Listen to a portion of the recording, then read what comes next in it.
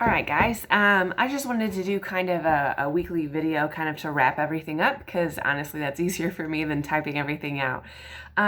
So first off with the outlines, and some of you I made notes on this, just make sure that the outlines are your words and not mine. I don't care if you use the PowerPoint as your, kind of your outline to your outline, but you need to make sure that stuff is in your words and not in mine. Write it down how you understand it. If you understand the healing process and just need to, write the hemostasis, inflammation, proliferation, remodeling, write it out. Like you guys are probably way more familiar with that than I am right now. So just use your words in your outline. So make sure it's yours and not mine. Discussion board. I was really impressed with the discussion board this week, guys. Some of you, Tom, I'll call you out. You had a great summary on your discussion board, and I like the thought-provoking questions. One thing, I know we want to be complimentary to our colleagues, but at the same time, we don't need to say, I'm not as concerned with you saying how great and wonderful they did. That's my job. That's my job to tell you if you did good or bad. But I want you to challenge them a little bit more. Some of you had some good thought-provoking questions for them. I don't want the questions that you have to be as simple as it can be answered in one sentence. Does that make sense? So, try and make something, okay, I know this, but why is that? Explain something that's a little bit more complex. If you do have a simple question, that's fine. Answer that question too. But just make sure that you have something that's a little bit more in depth. So in going over to the articles, a lot of you hit a bunch of the high points that I did. One thing that was fascinating to me when we talk about the functional tissue engineering, this one, was just how the ACL and the MCL, they're just different in their healing process. And that's just, nuts to me. Yes, one is intra-articular, one is extra-articular, but still like they're that close. It's just mind-boggling to me that their healing process is not as much the same, and it's also interesting how with the ACL, when it gets torn, that we have more retraction than we do with some of the MCL. So, it talked about how initially they tried to go in and actually stitch the tendons back together, ligament back together, which was very unsuccessful. It was interesting too with the functional tissue healing that they're finding some good results with that, with the use of matrix. And again, I think that's exactly where we need to go. I don't know about that in particular, but we need to find something that has better results for the ligament healing. But the fact that they had the increased vascularization, like that was huge. But I found too, I really liked, see if I can get them where you can see them.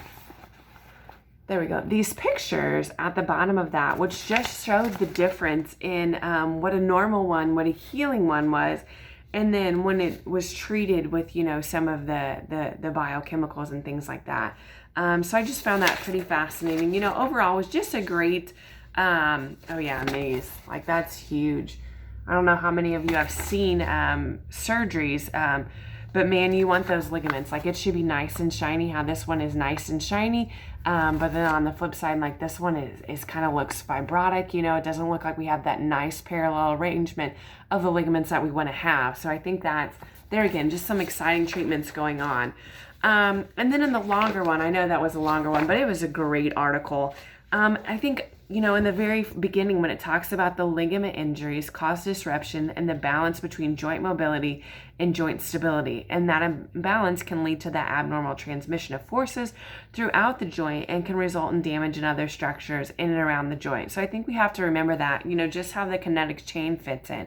So we do have the ligament damage, but then we also have on top of that, maybe we're getting shearing forces in the joints. What is that doing in the shoulder? What's it doing in the knee when we have that ligament disruption there? One thing I really liked, sorry, knocking stuff over on my desk here, is when it compared the differences between the normal ligament and the ligament scars. Like that's tons of difference there. And then we wonder why we have this crazy re-tear rate. And then we wonder why people aren't as successful as we want them to be after ligaments. But the ligaments just don't heal like and come out like the normal ligaments that we have immune to our bodies are, okay? And again, I like the nice pictures at the bottom of that page, which just showed the differences in the healings and things like that. let's see, what was one of the else? Oh, I thought it was an interesting about the MRI talk about how it's not the tool of choice. Interesting story. Had a patient who came in. He came in, I kid you not, like he was like this, and we were trying to work on getting this kind of separated. MRI showed that he had this massive rotator cuff tear, and he was like kind of a classic, like lifts his arm up and away we go.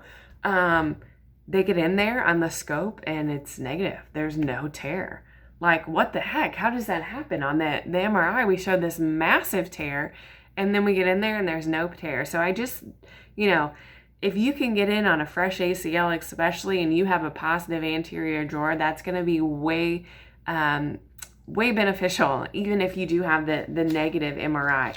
And, with the positive drawers, we do have to account for hamstring guarding and things like that. It talked about the detrimental effects of immobilization. We're going to cover that in a couple weeks when we talk about range of motion.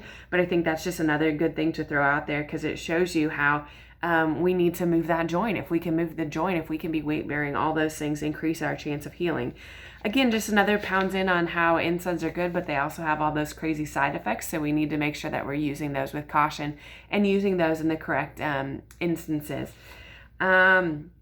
With the cortisone injections, I think that's very important, that we need to know that while they do provide the pain relief, like those can really mess up with some ligaments, especially in the foot. I don't know if you know many people with plantar fasciitis, but like the cortisone injections are not recommended in the foot unless it's last case scenario. So just be in mind of that, because it changes the structure of the ligament. It messes with that. I thought it was interesting on the surgical conversation, the thing that really hit home for me with the ACL, our goal of an ACL surgery is to obviously, one, get the athlete return to play, decrease their pain, provide stability, all those things. But our end goal is to decrease the OA. And we are still really terrible at doing that, because you can see that most of these patients that are having the ACL reconstruction in the end are needing, a total knee at an earlier age because of the arthritis. So I just think that is so interesting that it's something we do all the time, but yet in the grand scheme of things, we are still not very good. And like I mentioned on Tom's discussion board, like they're doing studies now that, especially people who have had allografts, that the ACL is not even there. Like it's just diminished. I'll be honest, I did an allograft, and there's times that I'm thinking, I'm not confident that my ACL is there anymore. But it's just interesting. It also talked about the use of prolotherapy. I have actually seen a couple patients with these. One had great results and one was terrible.